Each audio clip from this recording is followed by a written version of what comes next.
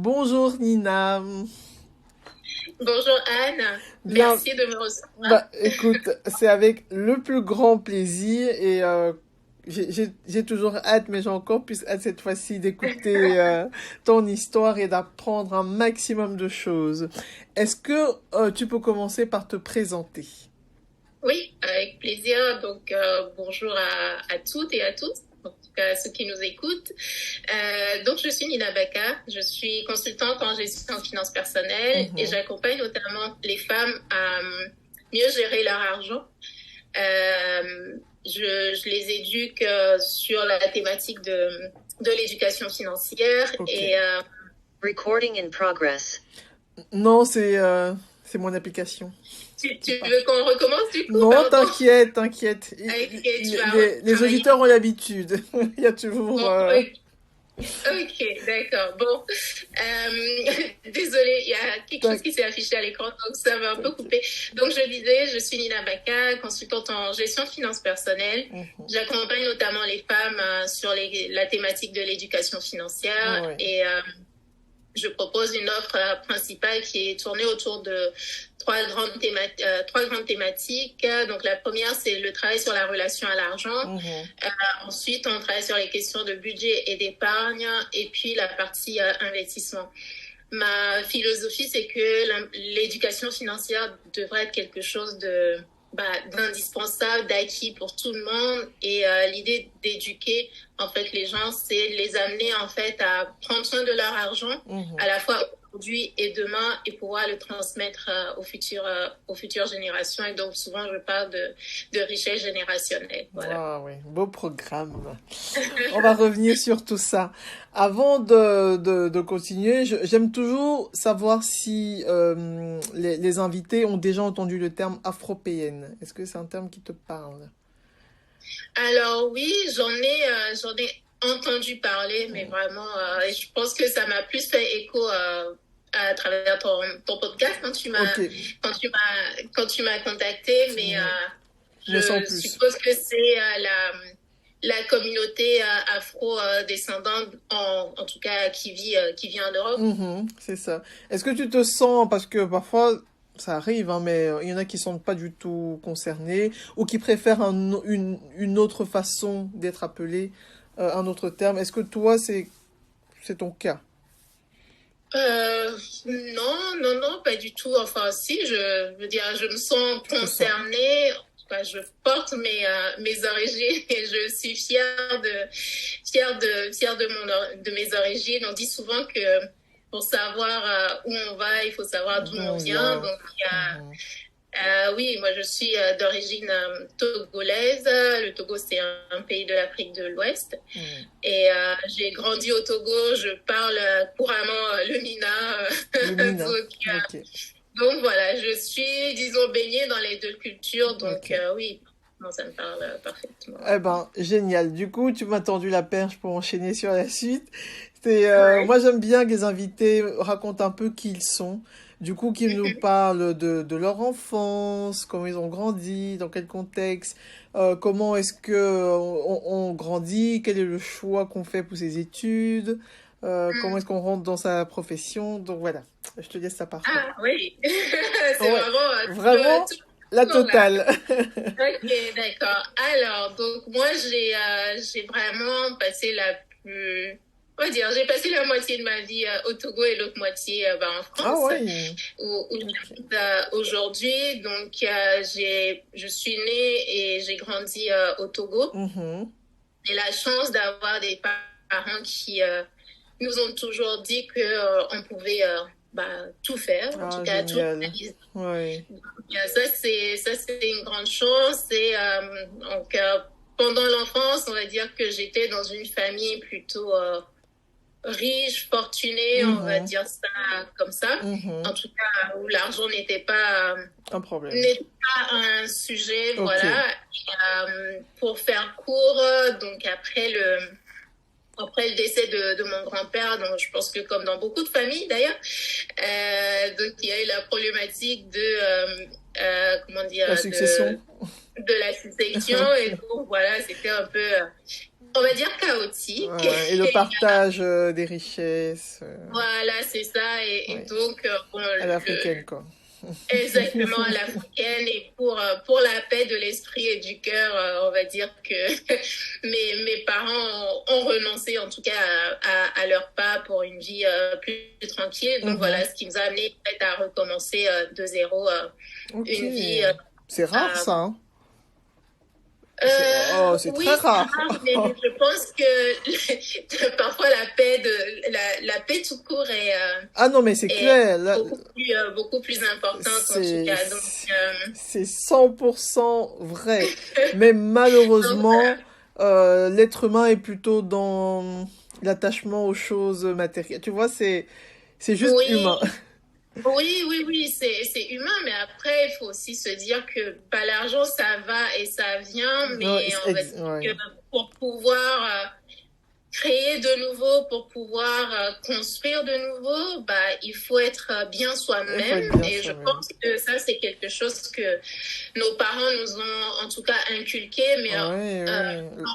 voilà, après, Là, a recommencé en France, mais on va dire que la partie où on était en Afrique, moi, ce que ça m'a inculqué, c'est vraiment le fait que l'argent, c'est important, en tout cas dans la vie. Et donc, moi, mhm, cette histoire-là, ça m'a vraiment marqué et on a beaucoup de chance d'avoir avec mes sœurs, je suis l'aînée d'une fratrie de 4 et donc on a cette chance d'avoir des parents qui nous ont éduqués dans l'esprit de en fait, quand on en avait, c'était pas, enfin, on n'était pas gâtés non plus. mhm, Donc, c'était plus les valeurs humaines mhm. qu'ils nous ont inculquées. Et du coup, bah, quand on n'en avait plus et qu'il a fallu tout recommencer, en tout cas, on n'a pas senti ce manque-là. Mais quand même, enfin, en tout cas, moi, c'est quelque chose qui a toujours, comme je sais pas, qui m'a toujours guidée dans l'esprit que bah je m'étais dit je vais être riche comme mon grand-père en fait parce que bah mon Ok. grand-père était Ouais. très riche, en tout cas immensément. Et donc moi j'ai grandi en disant je vais être très riche et je ne veux pas que qu'aucun des membres de ma famille en fait manque Donc, d'argent. oui, oui. Donc voilà, pour venir ensuite à mon parcours peut-être scolaire universitaire, donc j'ai fait un bac S. Mhm. Moi, j'adore les mathématiques, donc après mon bac, j'ai fait un parcours à Paris-Dauphine, Oui. euh, ouais, voilà, à Paris. Donc, une licence en informatique et puis enchaîné sur un master en audit informatique. Donc, par la suite, j'ai travaillé 10 ans dans des entreprises, en tout cas en interne, sur des questions de gestion de projet et de direction de projet. Donc, j'ai essayé d'aller vite parce que je sais pas Non, trop comment tu pourras t'inquiète. rebondir sur... Non, t'inquiète vraiment. Vas-y à ok, ton aise. ok, super. Donc oui, voilà pour mon parcours et donc c'était ça vraiment les 10 dernières années où j'étais plus bah, du côté informatique, du coup qui correspond Mhm. à mon diplôme universitaire. Et Donc, tu as eu un là, parcours assez logique. Enfin, je veux dire, tu as fait tes études oui, secondaires, bon élève, ça se passe bien, tu as un super bac. Tu oui, trouves tout alors de suite ta franchement, voie. je me suis un peu cherchée quand Ouais. même. Je me suis quand même un peu cherchée parce que je pense que quand on est jeune, on ne sait pas Non, on toujours sait en pas. fait ce qu'on veut faire. Et même, je veux dire, après, on est un peu dans la quête de sens en fait. Mhm. Savoir, Absolument. mais en fait, est-ce que j'ai choisi le bon métier? Si j'avais pas fait ça, qu'est-ce que j'aurais pu faire d'autre? Je pense qu'on se questionne toujours. Il n'y a pas une route toute tracée. Mais je pense que en tant que jeune adulte,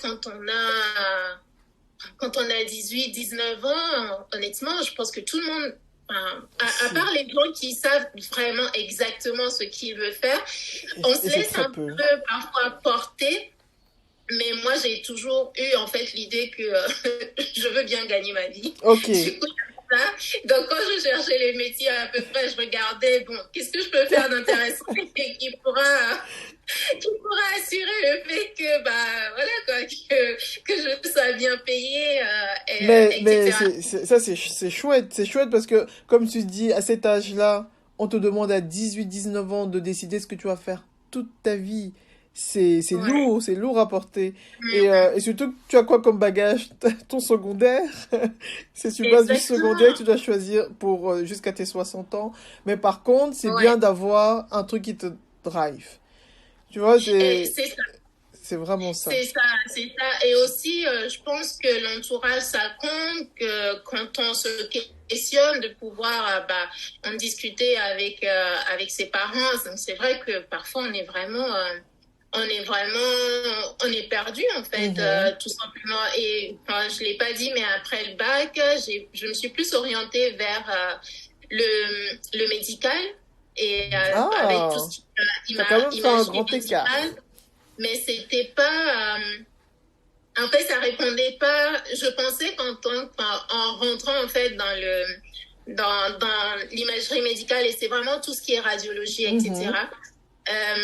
Pour moi c'était pas intellectuel, en fait, donc je m'épanouissais pas dedans. Ok. C'est-à-dire que dans les stages que je faisais, c'est il fallait faire les radios des membres des gens, mais Oui. il faut placer le membre c'est par exemple le poignet, il faut le placer de telle façon. Voilà, on clique, Tu on fait, exécutes, mais tu fais même pas on de exécute, et diagnostic. je ne suis pas une exécutante, en fait. Ouais, Et, ouais, c'est donc, ça. Ouais. et ça montre aussi, en fait, à quel point il faut se connaître, mais c'est difficile de se connaître à 18 19 ans, en fait. Donc voilà, on va dire, j'ai perdu un an, et puis Mhm. après, assez vite, je me suis réorientée pour vers l'informatique, parce Mhm. que bon, ça résonnait plus.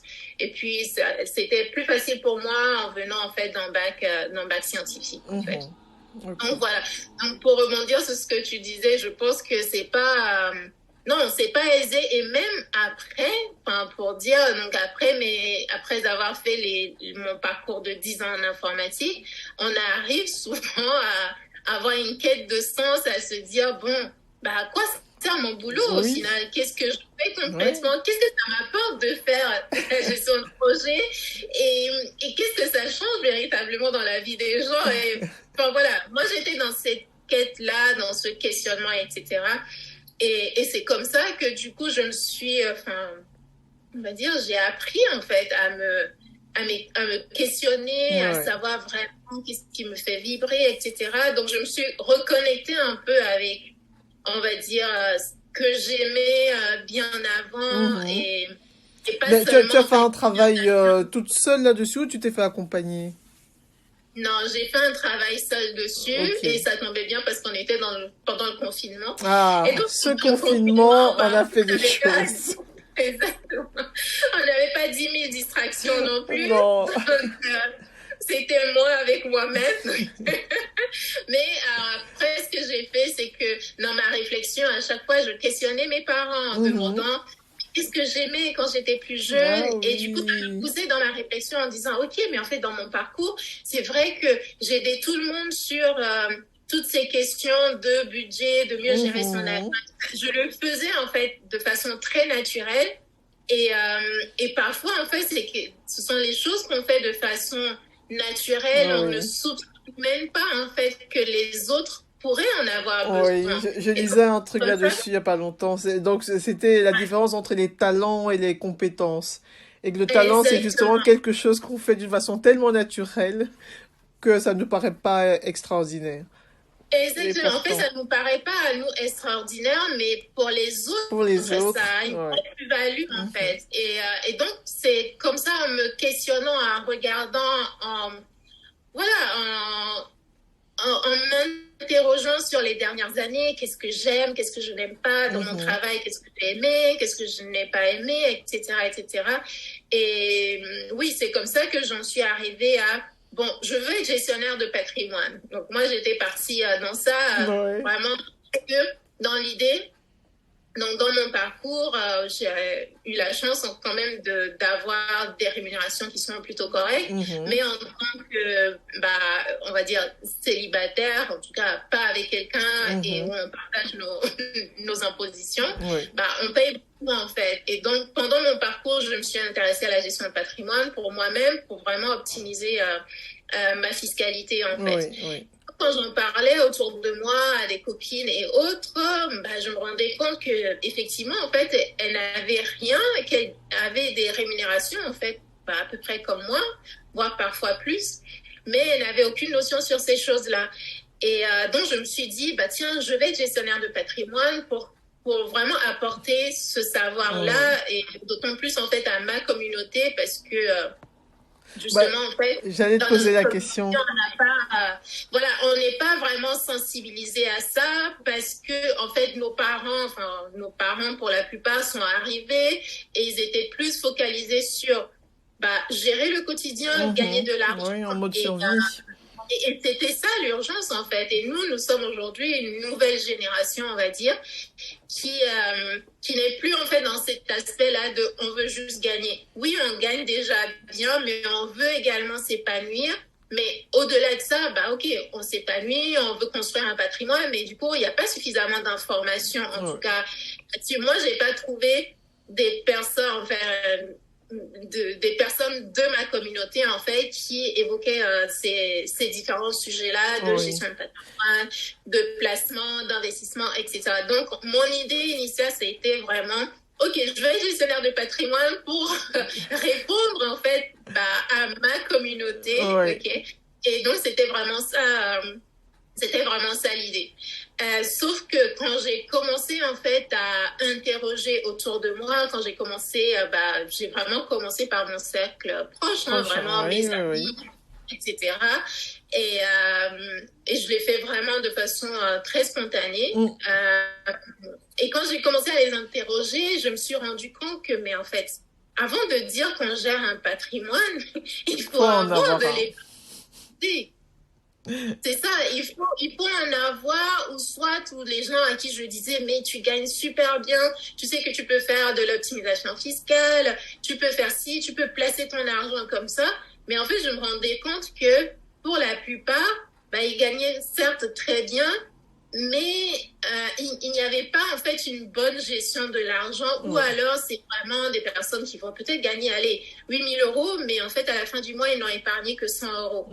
Quand sur 8 000 euros, c'est même pas 10% en fait.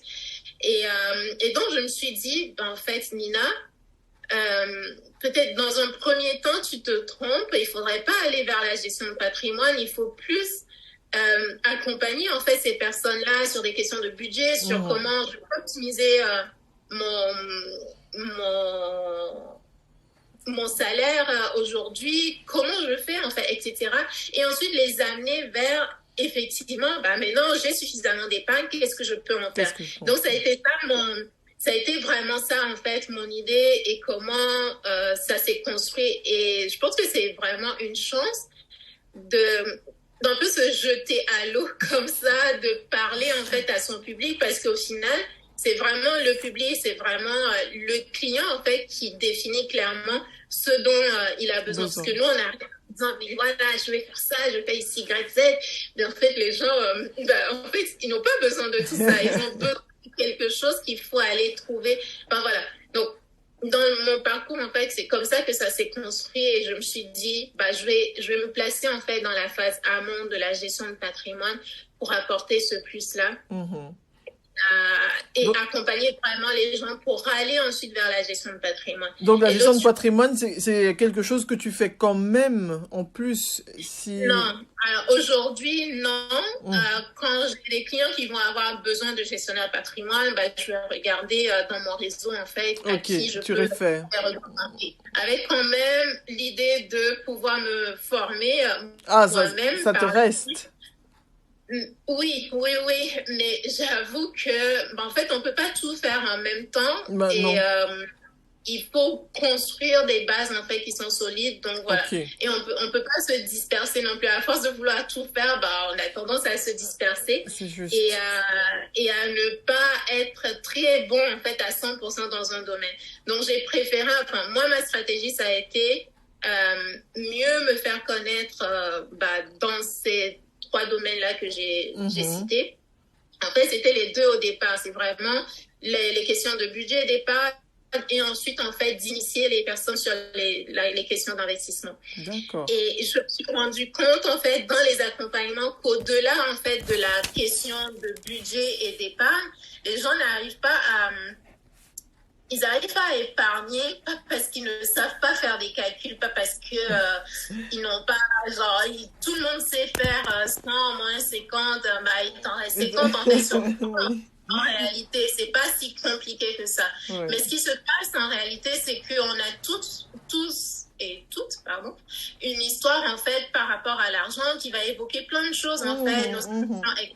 Donc, en fait, il faut aller comprendre ce qui se passe pour chacune de ces personnes-là pour se dire, mais ok, qu'est-ce qu'on va débloquer en réalité pour que les choses soient possibles en fait par la suite. Donc vraiment, c'est pour ça que j'ai vraiment rajouté le volet de relation à l'argent parce que moi, je vois la relation, le fait de comprendre en fait sa propre relation à l'argent, c'est un peu comme, allez, on est sur un terrain vide en fait, on veut construire dessus, mais il faut le défricher avant. Okay. Il faut aller faire du vide, il faut comprendre en fait ce qui se passe pour, avant même d'aller dire, ou je sais pas, peut-être qu'on veut pas construire, mais on veut planter. On va pas planter sur, une terre qui n'a pas été travaillée en fait. Et c'est imagé, mais c'est vraiment comme ça que je vois la partie relation à l'argent. Là, tu deviens presque une psy, carrément, quand tu te lances dans un travail comme celui-là.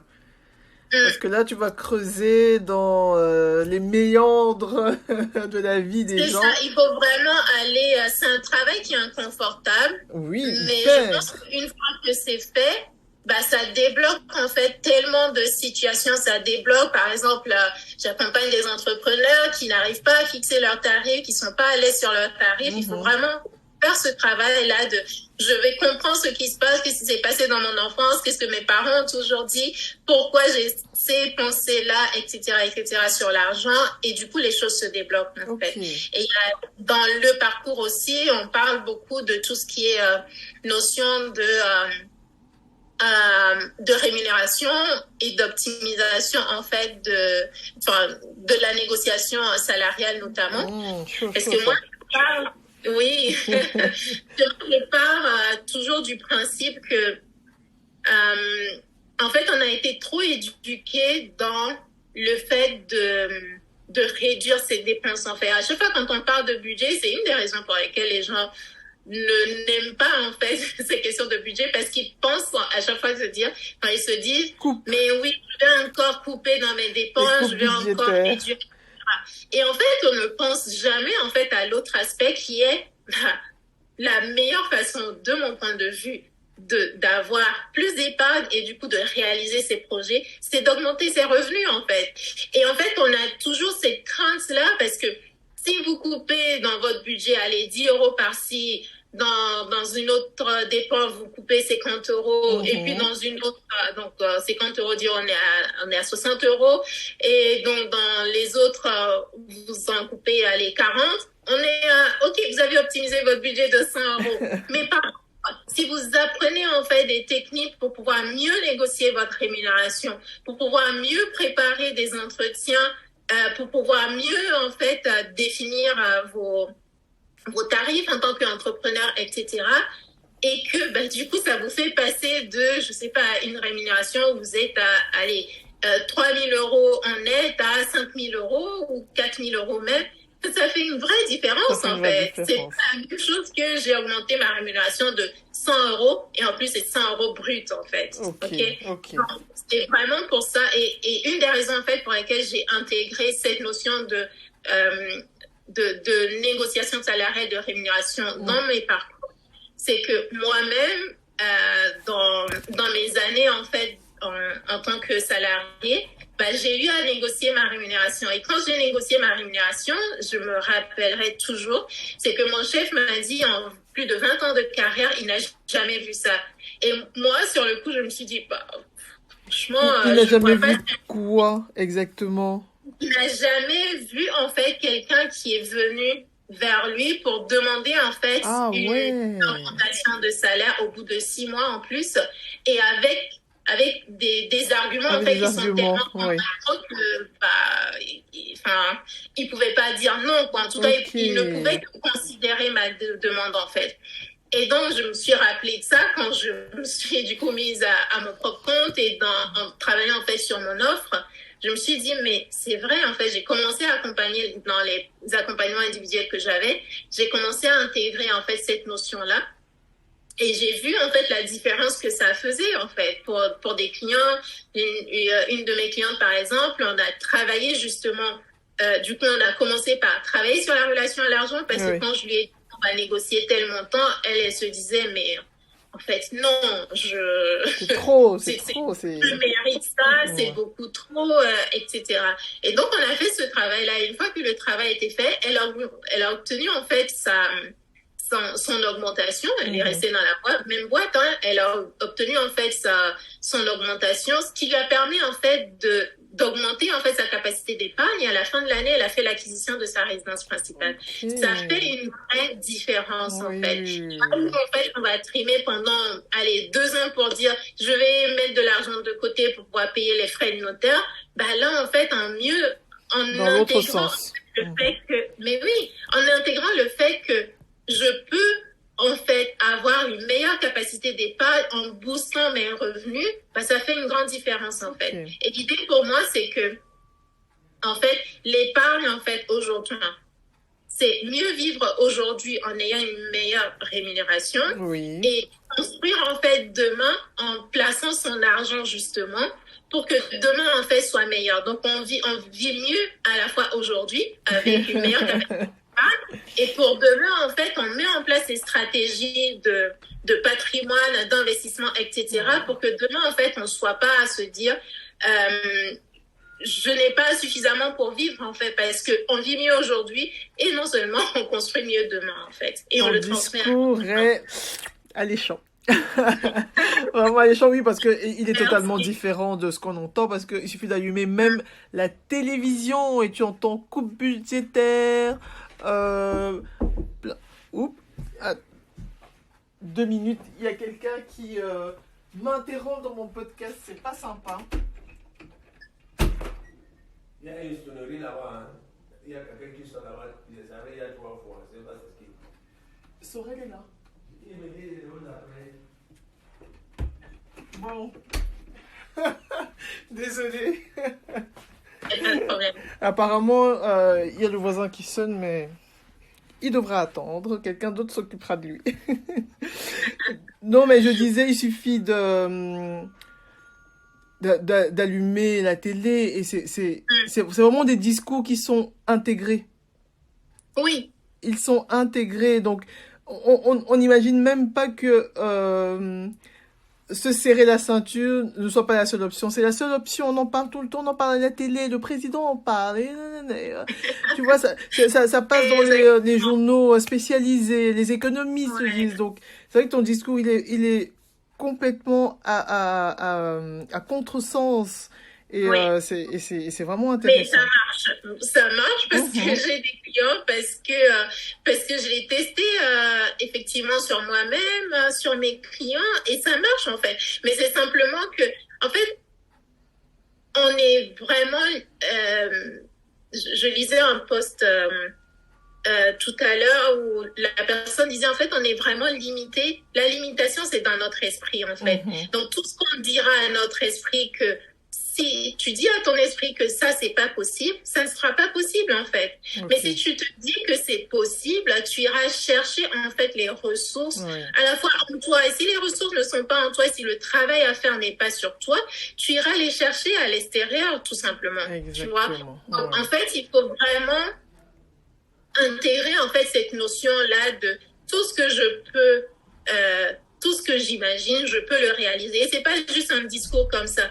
Donc, une fois qu'on a dit ça, oui, il faut mettre en place un plan d'action parce que si on se lève tout le matin pour dire, bon, tout ce que je peux réaliser, tout ce que je rêve, je peux réaliser, ouais, Ouais. enfin, il faut vraiment une action Ça ne derrière. suffit pas, oui.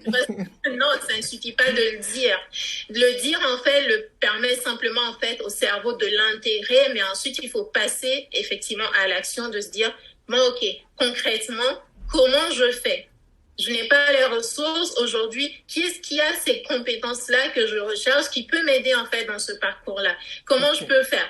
Je n'ai pas aujourd'hui l'argent pour payer un coaching, ce n'est pas grave, mais dans quel livre je peux aller apprendre? Et en fait, se questionner en fait à chaque fois, ça force à aller chercher des solutions plutôt que d'être dans une position d'un peu attentiste. Attends, oui, que ça tombe du ciel. On a prié, Voilà, maintenant, on attend. oui, voilà. Enfin, on est quand même acteur et actrice en fait ça, c'est de important. notre vie. Oui. Faut vraiment pas l'oublier, quoi. Voilà. Ouais. Tu sais, on a un peu brûlé les étapes parce que là, on parle déjà de ton accompagnement et tout, mais tu nous as même pas expliqué comment tu en arrives à accompagner des personnes parce que tu es salarié. Tu vois, on a sauté une étape de l'histoire. Avant le confinement, tu es salarié. Oui. Donc, comment est-ce que tu fais le shift vers l'accompagnement de personnes? Qu'est-ce qui se passe? Alors, qu'est-ce qui se passe? Donc, comme je disais, j'étais moi-même en fait dans une quête de sens à cette époque-là. Donc, j'ai fait ce travail-là pour me dire qu'est-ce que je peux faire d'autre et aussi, alors il faut noter en fait le fait que je suis porteuse de la drépanocytose, qui est une maladie génétique des globules rouges.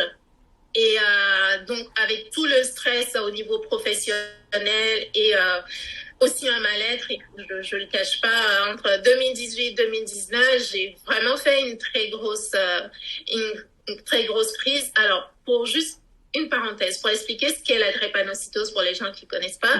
Donc, je disais tout à l'heure, c'est une maladie des globules rouges, en fait, et c'est une maladie qui est génétique. Donc, ça veut dire que il faut que chacun des parents, en fait, soit porteur d'un gène malade pour que la personne qui est malade, du coup, donc, moi, en l'occurrence, soit porteuse de malade. Donc, moi, je suis une drépanocytaire SS. Donc, en fait, c'est la forme la plus grave, en fait, de la drépanocytose qui fait que, en fait, chez les porteurs, chez les personnes qui sont pas porteuses de cette maladie, il faut voir un peu les globules rouges, en fait. Imaginez un vaisseau sanguin, c'est un peu comme un tuyau, d'accord? Et imaginez maintenant les globules rouges, chez les personnes qui ne sont pas malades, les globules rouges ont une taille ronde, en fait, un peu comme une pièce de monnaie.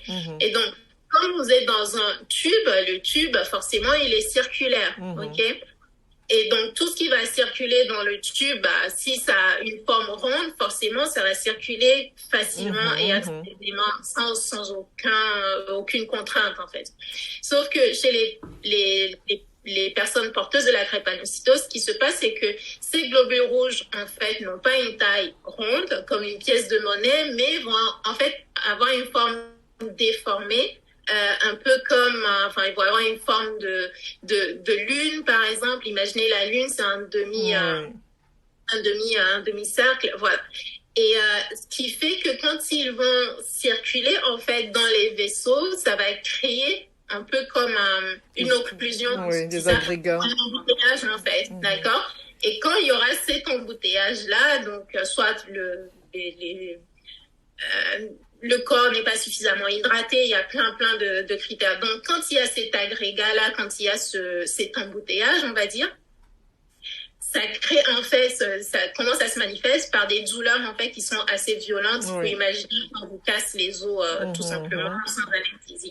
Et donc, chez les personnes porteuses de la drépanocytose, c'est vraiment comme ça que ça s'exprime par on appelle ça des crises vaso-occlusives, donc c'est des crises de douleur et que seule la morphine peut calmer. Ah, en fait. ouais, donc c'est direct hospitalisation, parce que là, pour le coup, si ça... Oui, quand c'est des crises qui sont fortes, violentes, oui.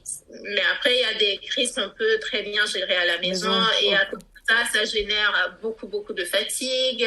Oui. Et il y a des effets secondaires, plein de choses, quoi. Des complications, j'allais dire. Et donc, fin 2019, j'ai eu une crise assez violente qui a nécessité une hospitalisation avec un passage en réanimation. Et vraiment, en fait, j'ai eu cette impression-là que peut-être que c'était la fin, en fait. Et quand je m'en suis sortie, je me suis dit, je suis croyante, je me suis dit que, en fait, Dieu ne m'a pas donné la vie pour que je la gâche à faire quelque chose que je n'aime pas. Parce que, avant ça, j'étais plutôt dans une phase de recherche d'emploi pour trouver un autre poste, etc. Et donc, en fait, c'est là où je me suis vraiment dit, il faut que je trouve autre chose. Donc, en fait, je ne vais plus chercher un boulot salarial, je veux trouver autre chose. Et entre-temps, du coup, le confinement est arrivé. Et du coup, j'ai approfondi vraiment cette réflexion-là. Et en fait, une fois que moi, j'ai approfondi ma réflexion, j'ai juste envoyé un message à tous les gens que je connaissais. Je les ai un peu saoulés en disant, mais voilà, je propose ça, je n'avais rien. C'est quand on parle de business plan ou je ne sais quoi. Non, moi, j'avais rien. J'avais juste mon titre de, je vais vous accompagner. Je me rappelle encore, je crois que j'ai gardé le message dans mon ancien. Ah, génial. Voilà. Et donc, j'ai juste envoyé ce message en disant, et vraiment, je l'ai envoyé à mon entourage, mes copines, vraiment, en fait, les gens devaient se dire, mais qu'est-ce que...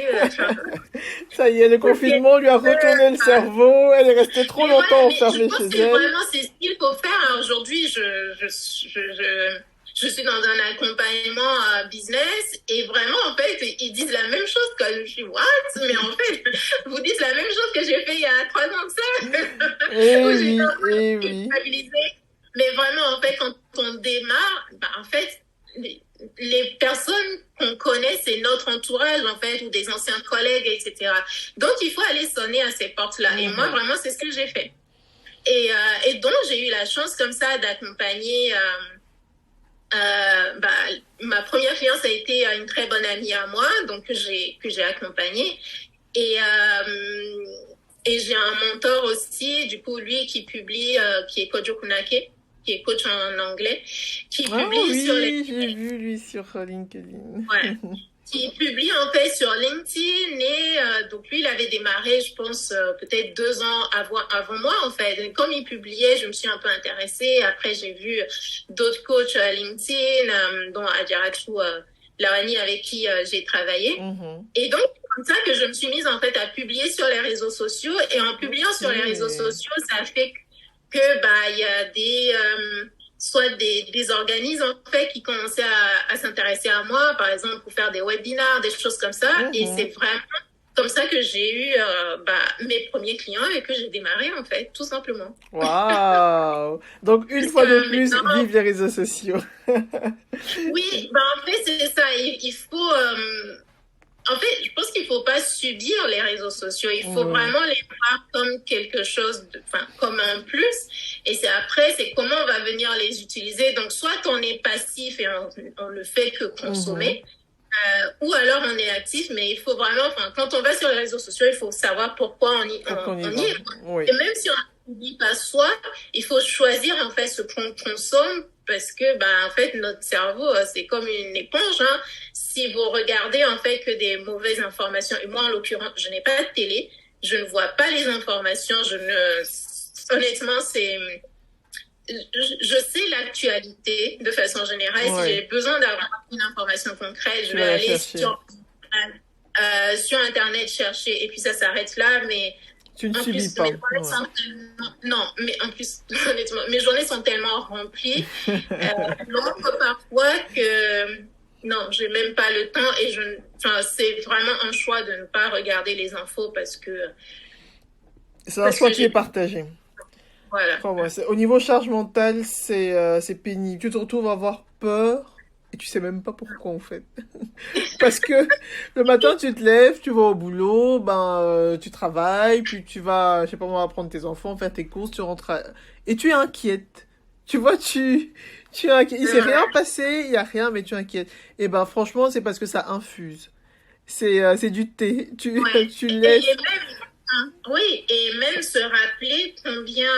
je me rappelle, je n'ai pas de télé à la maison, mais pendant la période du confinement, il m'arrivait quand même de se dire, mais qu'est-ce qui se passe? Oui, Hein? oui, oui. Ah ouais. En fait, ça nous a tous mis dans un tel stress Ah et je me oui. suis rappelée en me disant, mais en fait, il faut juste arrêter Il de faut juste regarder. arrêter. Ouais. Et à partir du moment où j'ai fait ça, j'étais quand même, enfin, j'étais toujours stressée, pour être tout à fait honnête, parce que personne ne savait ce qui se Personne, il passait. y avait l'inconnu, donc ouais, On on y allait était tous. manger, mais en tout cas, à partir du moment où j'ai arrêté au moins de ne plus regarder une fois passant les infos, Ça a été oui, mieux. on se concentre sur autre chose et on est moins stressé. Mais vraiment, là, je ne sais pas depuis quand. Peut-être la dernière fois où j'ai regardé les infos, c'était quand j'étais chez mes parents et que la télé était allumée. Mais Ouais. sinon, Eh ben, team toi. Je suis anti-info, ça n'apporte rien. Et les chaînes traditionnelles, c'est pour ça que moi, je suis pas vraiment fan de réseaux sociaux, mais par contre, là où je dirais toujours, je suis pour, c'est le fait qu'avec les réseaux sociaux, on est devenu nous-mêmes maîtres de l'information. Tu n'es plus sous le diktat des grandes chaînes, elles-mêmes sous le diktat de grands industriels. Et voilà, tout le monde a sa voix. Tout le monde peut se faire entendre. Et à toi de faire le tri et de choisir qui tu écoutes. Écoutez Nina. Non mais, comment ça s'est passé en fait? Parce que là, tu me dis que tu es passé par les réseaux, tu t'es créé comme ça une petite communauté. Mais là, pour le moment, tu as une structure, tu vois, une vraie structure, enfin vraie. Tu vois, une structure officielle en société ou en personne physique. Je dis, tu as dû mettre en place quand même quelque chose d'administratif. oui, j'ai une société, en fait, tout simplement. Je suis accompagnée par une comptable, des avocats. Oui, voilà. Tout ça, quoi. Oui, le grand classique. Et donc, on va rentrer dans le vif du sujet, mais t'es pas obligé de répondre à tout si tu n'as pas envie. Donc, j'allais dire, par exemple... Non, en fait, c'est que là, je sais pas si j'ai bien compris ta question, en fait, tout à l'heure. Oui, non, si, tu y as répondu. Donc, ça me permet de continuer sur ma lancée en disant, par exemple, je suis une cliente, je veux contacter Nina. Oui. Donc, je la contacte soit sur les réseaux sociaux, soit sur un site internet, c'est ça? Tu Oui, as... j'ai mon site internet, ninafinance.com, oui. Ok. Et donc, au premier rendez-vous, par exemple, comment ça se passe? Le premier contact? Alors, en fait, sur mon site internet, ce que j'ai fait, c'est qu'il y a un formulaire que, en général, les personnes remplissent. Donc, parfois, il y a des gens qui vont m'écrire directement sur WhatsApp. Donc, on va dire, je vais leur poser les mêmes questions que sur le formulaire. Ok. Mais le formulaire, en fait, l'idée pour moi, c'est déjà de savoir à qui je m'adresse et surtout quel est le besoin de la personne en fait. Donc il y a des personnes qui vont venir parce que elles n'arrivent pas à gérer leur budget. Il y a certaines, ça va être je gagne suffisamment mais je n'ai pas d'épargne aujourd'hui. Où j'aimerais optimiser mon épargne, qu'est-ce qui peut se faire, etc. en fait. Donc les personnes décrivent leurs besoins et en général, en fonction de ce qu'ils m'expliquent, si je peux les accompagner, ce que je fais, c'est que je leur propose un échange téléphonique pour approfondir, parce que parfois les gens ne vont pas tout dire à l'écrit, et puis ça permet aussi de savoir de rassurer les gens, parce que parfois les gens se disent mais c'est une vraie personne sur internet. C'est juste, hein, mais oui, c'est pour ça que je demandais, est-ce que tu as une vraie société dans le sens administratif? Oui, voilà, tu vois. J'ai une société qu'on peut trouver. En vrai, je le sais, hein. Je pose la question pour le podcast. Oui, il s'agit Nina Baka et ma marque, c'est Nina Finance en voilà. fait. Mais oui. C'est pas un truc sur Instagram vite fait, tu vois, c'est un truc structuré. Non, voilà, je suis plutôt responsable, professionnelle. Et oui, quand on s'adresse à Nina Finance, Nina Baka, on s'adresse à une entreprise qui a un registre de finance. Je paye la TVA, je paye les impôts, tout ce qui va avec. Et oui, j'ai dû aussi financièrement mettre de l'argent dans mon entreprise pour avoir cette structure en place, parce que je suis accompagnée par des avocates. Mais, Enfin, oui, petite question, un comptable, ça je comprends tout de suite pourquoi. ouais. Un avocat fiscaliste, du coup. Ou Non, même pas pas. fiscaliste. J'ai deux avocates notamment. Une Oui, avocate en propriété intellectuelle. ok. Que, enfin, pour déjà construire ma marque et c'est quelqu'un qui m'accompagne en fait tout au long de mon parcours. Mhm. Une autre avocate qui est plus, on va dire, une avocate pour les créateurs d'entreprises.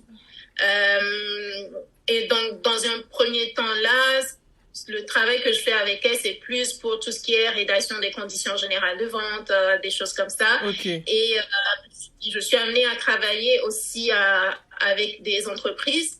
Donc, ça veut dire que j'ai un contrat avec les ok, entreprises. oui, oui. Donc, REI les oui, contrats, enfin, vérifie que tout est bien en règle. Voilà. ouais, Tu c'est vois, parce ça. que ça, ce sont des choses, bon, toi, apparemment, ça te paraît naturel de le faire, mais je Oui, connais oui, très peu d'entrepreneurs qui, dès le début, se disent, je vais prendre un comptable. Bah, avocat, là c'est encore même très très loin, mais tu vois, qui m'ont dit, je prends un oui. comptable, je me fais accompagner. Donc voilà, c'est vraiment chouette que tu puisses comme Oui. ça expliquer. En fait, moi, mon entreprise s'inscrit dans une vision qui est claire. Ça veut dire Mhm. que j'ai pris le temps de travailler ma vision, j'ai pris le temps de savoir dans quelle direction je veux aller, même si on peut toujours ajuster. J'ai un banquier particulier avec qui je travaille. Mhm. Donc, en fait, c'est que je me suis simplement assise et je me suis dit, bon, ok, hein, enfin, je me suis renseignée aussi hein, en tant qu'entreprise Mais de... tu as l'air de faire comme si ce que tu faisais était naturel, mais je t'assure, la Pour plupart des moi, ça me entrepreneurs, paraît... oui, Ouais. et Pour c'est moi, ça dingue, me paraît mais d'où naturel ça te parce que vient? D'où ça te vient que ça te ouais, paraît si naturel? bah, d'où ça vient Mais oui, je ne sais pas, je me dis que je suis une entreprise et que je dois rendre des comptes. Et quand j'ai commencé mon entreprise, je me suis formée, je suis vraiment entourée d'un réseau aussi mhm. de femmes, de professionnels avec qui je discute. Et donc, dans mon réseau, j'ai des avocates, j'ai des Oui, oui, comptables, oui, c'est ça, j'ai le des réseau. collègues, j'ai des banquiers d'affaires. Oui, le réseau et Et du l'information. Tu as les deux, tu as le réseau et tu as l'information. Je pense que ça, Oui, c'est enfin, j'ai deux. été chercher l'information Oui, parce tu que, l'as encore cherché. une fois, enfin, je veux dire, je suis pas là pour m'amuser, en fait. Mhm, C'est-à-dire que quand je viens publier sur les réseaux sociaux, quand je viens parler, je parle au nom de mon entreprise, en fait. mhm, J'ai la casquette de personne individuelle, mais j'ai aussi la casquette de personne morale et c'est je ça. porte la responsabilité de mon entreprise. Donc, en fait, pour pouvoir asseoir une certaine légitimité, ça passe par beaucoup de choses. Un nombre de followers sur les réseaux sociaux, c'est pas une légitimité pour moi. Peut-être On que est ça tout à fait contribue d'accord. Tu n'es à pas y une contribuer. influenceuse, tu es une Non, et en dirigeante plus, je n'aime pas d'entreprise. ce terme-là. Bon, c'est vrai que les gens aiment bien utiliser ça parce que j'ai un certain nombre d'abonnés Mhm. aujourd'hui sur les réseaux. Mais en fait, je suis chef Tu es chef d'entreprise et d'entreprise. je me comporte simplement comme une chef d'entreprise, en fait. Et je me suis formée là-dessus et vraiment, dans mes contacts, les premières personnes, c'est mon banquier, c'est ma comptable et Mhm. c'est mes deux avocates avec qui je travaille. Ok. Ah non, c'est super. Franchement, merci pour toutes ces petites précisions. Je pense Et que c'est après, important. la gestionnaire de patrimoine, mais bon, Mhm. ça, c'est vraiment le côté, mais vraiment, oui, je pense que quand on porte une vision, on la porte pas juste comme ça, en Comme ça. fait. Il faut aussi se dire, oui, je porte une vision, mais Oui. au-delà de dire je porte une vision, comment ça se matérialise, hein? Ouais. Par quelle action? Qu'est-ce que je suis censée faire? Où est-ce que je dois être, etc. Et quand Ouais. les gens disent mon nom, oui, ça veut dire quelque chose, quoi. C'est pas Ouais. C'est parce du que j'ai fait sérieux. C'est vraiment du sérieux. Et il faut le oui, prendre à ce quelqu'un niveau-là. de oui, oui. Et puis, en fait, de façon naturelle, je suis quelqu'un de très rigoureuse, très Mhm. responsable et très sérieuse. Et je pense que ça a été toujours ça, en fait, depuis mon enfance et même dans mon parcours professionnel. Et c'est tout à fait naturel pour moi que ça s'exprime comme ça dans mon business. Et ce Allez, qui définit génial. vraiment, c'est J'ai- cette rigueur et cette excellence qu'on apporte aux clients. Donc, on se doit tous les jours en tout cas, de vibrer, en fait, à Ouais, cette même ouais. fréquence-là. Allez, magnifique. Moi, je continue sur ma lancée. Donc, je suis ta future cliente. On a eu le premier contact Ouais. écrit, le deuxième téléphonique. Mhm. Ensuite, qu'est-ce qui se passe? Donc, moi, je viens parce que je vais prendre un sujet brûlant. Oui. Je suis mariée et on a des problèmes de couple et je ne sais pas très bien parce que c'est pas moi qui gère le budget. Voilà. Qu'est-ce qu'on fait au Ouais. troisième? Enfin, Bah, comme... en fait, pendant le rendez-vous, ce qui se passe, c'est que je présente mon offre qui Mhm, est qui s'appelle Delight. Et Delight, c'est la lumière que j'accompagne dans les finances personnelles des gens que j'accompagne. Parce que quand mhm, j'ai commencé sur les réseaux sociaux, c'est vraiment ma phrase.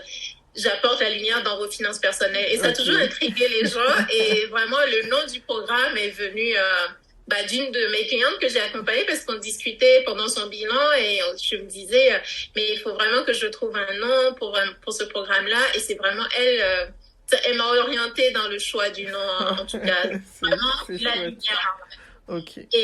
Et donc, comme je disais, le programme, donc, je présente simplement le programme, bah là, pour ton cas, je présente le programme à la personne. Mhm, Et la force de mon programme, c'est que, au-delà du fait que on parle d'argent, en fait, je ramène vraiment ces questions d'argent au quotidien, en fait. Donc, c'est-à-dire aujourd'hui, bah, comment, en fait, on va parler de l'argent dans le couple, en fait. Ça, c'est des mhm, choses qu'on aborde dans le programme, en fait. mhm, Donc, le programme, vraiment, il va de un, on travaille sur la relation à l'argent, deux, on travaille sur toutes ces questions de budget et d'épargne.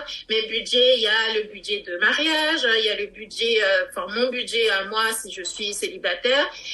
On va aussi parler enfin, comment parler d'argent, en fait, à ses enfants. Donc, en fait, toutes ces thématiques-là, on les aborde, en fait, dans mhm. mon... Ok. Et donc, j'explique ça et ensuite on parle d'investissement, bien sûr. Et donc, j'explique ça, je présente en fait l'offre en détail Mhm. et après, bah, si la personne est partante, bah, enfin, j'enclenche en fait la deuxième phase du processus où on Mhm. va lui envoyer un mail, enfin, je lui annonce aussi la tarification, etc., Elle est etc. Et puis, personnalisée ou bien tu as des tarifs, tu as des échelles de tarifs où tu te dis en non, fonction du problème, je vais y mettre autant de temps et donc ça va. non, alors ce qui se passe, c'est qu'aujourd'hui, donc en fait, j'ai eu une première phase, donc les 2 premières années où j'ai vraiment fait que de l'accompagnement individuel dans l'idée de mieux connaître en fait le besoin de toutes ces Ouais, personnes-là. ouais, ça c'est pas mal. Donc là, aujourd'hui, ce programme-là, c'est un programme qui est en groupe, mais quand même, on Oh, bien. apporte en fait à chacun une réponse en fait qui est bah, plutôt, je vais dire, individualisée quand même, Mhm. parce que chaque personne dans le groupe peut poser ses questions et on y répond en fait dans Ok, le groupe. très bien, très Okay. bien. Ah, c'est Je pas dis mal non ça. parce que c'est une équipe. Donc, c'est un programme qui est en groupe et la force aussi du groupe, c'est que ça permet de voir en fait l'évolution des autres personnes, de Mhm. voir comment les autres avancent, quels sont leurs projets. Et ça lève aussi les barrières de se dire, mais tiens, bah, telle personne a fait ça en 1 an, en 6 mois, ça veut dire que je peux y arriver Ah, aussi en fait. génial. Ça a une réelle force en fait. Donc oui, c'est un programme qui est en groupe. On a des cours une partie des cours qui sont enregistrés et puis on a des sessions en fait qui sont en live chaque semaine, Mhm. voilà, pour traiter d'une thématique particulière Ok. et avec une communauté associée. Eh ben, dis donc, c'est du boulot. Oui, c'est sportif, oui. C'est sportif. Mais du coup, tu n'es pas la seule intervenante. Je veux dire, en prestataire, tu te fais accompagner aussi au niveau des Oui, formations. oui, alors je suis la principale intervenante et Mhm, après, suivant les sujets, je vais faire appel soit à des experts sur une thématique donnée, ça peut être sur la carrière, mhm, ça peut être sur les investissements, ça peut être un avocat, ça peut être, je sais pas, enfin, c'est vraiment suivant c'est les varié. besoins en fait qu'on a en fait dans le groupe. Je vais faire appel à un expert, mais c'est pas tout le temps. Euh, Genre, c'est pas uniquement les experts qui animent les programmes. C'est moi, j'anime le programme avec une autre personne en particulier qui est du coup, elle, plus interne, en fait, Mhm. dans le groupe. Et puis après, on va faire intervenir ponctuellement des experts suivant les besoins des personnes en fait qui sont là. Mais on a différents niveaux dans le programme, c'est-à-dire qu'il y a quelqu'un qui peut être là, qui est plus dans la phase investissement, il y a une autre personne qui va être plutôt débutante, mais l'accompagnement se fait en fait quand même. Ouais. Ah, génial. Franchement, ça donne envie. Et qu'est-ce que j'allais dire? Est-ce que maintenant, ça, tu fais à temps plein, on est d'accord, hein, c'est ton activité pas principale, Oui. mais unique. Bah oui, c'est ça. Ouais, C'est que j'ai la casquette de je suis salariée de mon entreprise, Ok. mais je suis aussi la chef d'entreprise. Oui, oui, oui. Ça impose des décisions à prendre parfois. Ouais, c'est du full time. C'est même plus que full time. C'est plus que du full C'est time. plus que du full time. Est-ce que dans ton parcours, tu as l'impression que être une femme noire, ça a été un avantage, un inconvénient, enfin, inconvénient, c'est pas le mot juste, mais quelque chose qui t'a parfois desservi, ou tu trouves que ça n'a jamais été un sujet? Alors, disons que j'ai eu une approche. C'est sûr que en étant en France, on subit le racisme et ça, c'est pas du tout c'est pas une nouveauté ce n'est une nouveauté pour personne en fait. On subit le racisme dans la carrière, etc. Mais après, moi, je me suis bâti un mental aussi pour je me suis bâti des barrières autour. Je remets les gens à leur place et je pense que c'est une des choses qui me caractérise, c'est-à-dire que moi, j'explique sur les réseaux sociaux que je ne suis pas là pour que les gens m'aiment en fait. Je suis là pour partager une information et quand je parle au nom de mon entreprise. Donc tout ce qui est haters et tout ça là, je n'ai aucun souci à remettre les gens en place et vraiment et ça c'est pas une nouveauté depuis que je publie, ça a été toujours ça en fait. Donc oui, il y a du racisme. Oui, en fait, on fait face à un plafond de verre à certains moments, mais du coup, ça demande quand même peut-être de se former, de parfois travailler doublement, d'oser aussi. Et moi, j'ai estimé dans ma carrière que, à un moment, je suis arrivée à un certain plafond de verre, et je pense que c'est ce qui a un peu Motivé. C'est ce qui a motivé aussi ma bascule pour aujourd'hui être chef d'entreprise. Oui, tout arrivé au bout, en tout cas de ce qu'on te laissait, comme place. Exactement, oui. Donc oui, je pense pas que oui, le fait d'être une femme, il faut se défendre plus, il faut c'est vrai que dans ton cas, en tout cas pour ce que je vois de loin, être une femme tout court, c'est déjà pour toi quelque chose que tu dois gérer parce que dans tes posts où souvent tu mets en avant le fait que tu défends, défendre c'est pas le mot juste parce que tu donnes des faits. Tu donnes des faits dans des situations de couple. Si on se sépare, c'est souvent la femme qui est lésée. Donc, attention, préparez-vous bien. Et j'ai vu les commentaires, c'était... Oui, tout à fait. Alors, en fait, je vais pas dire que le fait d'être une femme oriente mon business autrement. En fait, je pense que je me suis calibrée dans un esprit de je suis chef d'entreprise avant tout, en fait. Et après, je suis certes une femme, etc., où en fait mon approche va être sans doute différente, où je vais avoir plus d'humain, plus de douceur, etc. Mais avant tout, ce qui me définit, c'est mon excellence et ce que je fais dans le travail. Alors après, pourquoi je parle des femmes? Parce que c'est ma cible en fait. Donc quand je viens parler sur les réseaux sociaux, je ne vais pas juste venir et je parle dans une stratégie en fait. C'est-à-dire que je ne prends pas la parole pour prendre la parole. Quand je viens parler, j'ai une question, j'ai un point à évoquer et je ne viens pas parler à tout le monde. Je parle à ma cible et ma cible, c'est 90%. Les personnes qui prennent mes programmes, c'est 90% de femmes. Et après, ça n'empêche pas que j'accompagne des hommes qui sont dans mon programme. Mais avant tout, je parle à ma cible. Donc oui, je parle aux femmes en fait. Et donc, je vais évoquer toutes les situations en fait éventuelles que ces femmes racontent, et je vais toujours donner en fait proposer une solution en fait derrière. Oui, mais c'est vrai que c'est hyper intéressant. Franchement, les histoires, on dirait au moins une série Netflix. C'est bon, prochain épisode. Il faut parfois c'est long à faire, mais il faut toujours trouver.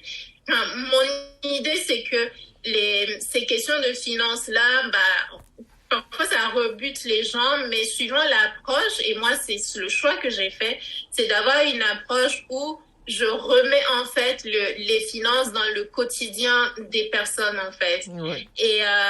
Et c'est vraiment ça ma signature, parce que je me dis oui, les gens ne s'intéressent pas à ces questions de finances là pour la simple raison que c'est parfois en fait on utilise tellement de mots techniques alors que il se passe tellement de choses en fait dans notre quotidien. On peut le lier et ensuite en fait ramener le côté plus technique, etc. En fait, mais avant tout je parle à des humains. Oui, en fait. tu reviens à la réalité des personnes et tu essaies de leur simplifier la tâche qui est déjà assez compliquée. Oui. Est-ce que tu as un mantra? Est-ce que dans ton parcours, il y a quelque chose qui t'a permis de garder le cap tout le temps? Ce qui me permet de garder le cap, c'est vraiment ce que je disais au début, c'est que rien ne m'est impossible en fait. Tout ce que je pense que c'est possible, je peux le réaliser. Donc oui, et après je me fais abstraction de tout le bruit à côté. Je considère que les attaques personnelles, tout ça, tant que les gens ne m'attaquent pas sur mon travail, que c'est des attaques sur mon physique ou autre, c'est du bruit. Donc, moi, je regarde où je veux aller, tout simplement. Donc oui, tout ce que j'ai, en tout cas, tout le plan que j'ai défini, je peux le réaliser. En fait, je suis en pleine capacité de le réaliser. Allez, top. Est-ce que pour terminer, tu pourrais... c'est une question un peu vague, je sais, mais juste donner aux auditeurs, auditrices qui vont écouter un petit conseil, Alors, un conseil en investissement, c'est difficile de donner un conseil en investissement. Oui, je sais. Ou autre chose en budget épargne. Enfin, je ne peux pas donner de conseil déjà en investissement parce que